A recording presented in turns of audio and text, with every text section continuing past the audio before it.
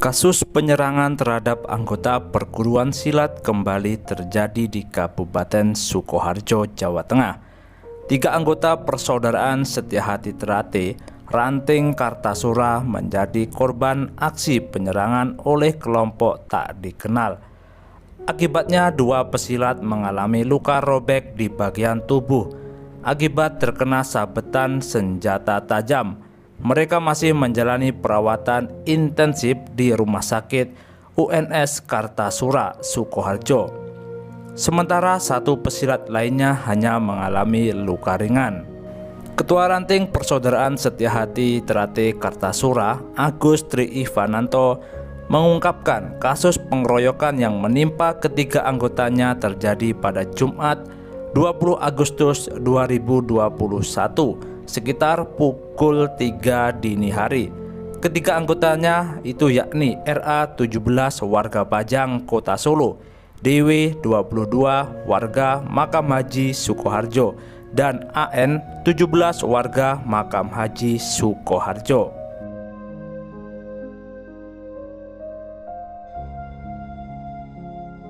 Saat itu ketiga pesilat ini berboncengan menggunakan sepeda motor dari arah Makam Haji menuju Jalan Transito Solo untuk mencari makan. Namun sejak melintasi underpass Makam Haji, mereka sudah dibuntuti sekelompok orang. Mereka berjumlah 5 orang. Ini membuntuti para korban dengan menggunakan 3 sepeda motor. Mendekati simpang Transito, tiba-tiba sekelompok orang ini menyerang 3 anggota kami yang saat itu berboncengan atau bertiga. Dia menjelaskan serangan pertama dari sekelompok orang tak dikenal mengenai korban yang berada di bagian belakang. Kemudian serangan semakin membabi buta mengenai korban di bagian paling depan dan tengah. Korban di bagian depan paling mengalami luka parah akibat sabetan senjata tajam para pelaku. Korban ini luka sobek cukup dalam di bagian pipi. Lalu karena sabetan di leher, bagian belakang dan punggung, pembonceng tengah kena sabetan di jari karena berusaha menangkis serangan tersebut. Korban paling belakang pertama kali menerima serangan, tapi alhamdulillah tidak menimbulkan luka apa-apa, tuturnya. Begitu selesai melakukan penyerangan dengan senjata tajam dan melukai 2 warga persaudaraan Setiahati Trate Ranting Kartasura, para pelaku melarikan diri.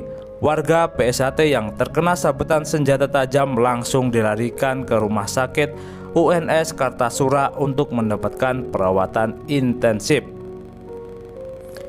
Berdasarkan keterangan para korban, Agus mengatakan para pelaku diduga masih berusia muda dan saat melakukan penyerangan menggunakan masker.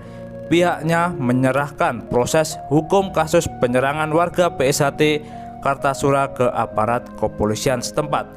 Kami belum tahu motifnya apa, siapa pelakunya juga masih misterius.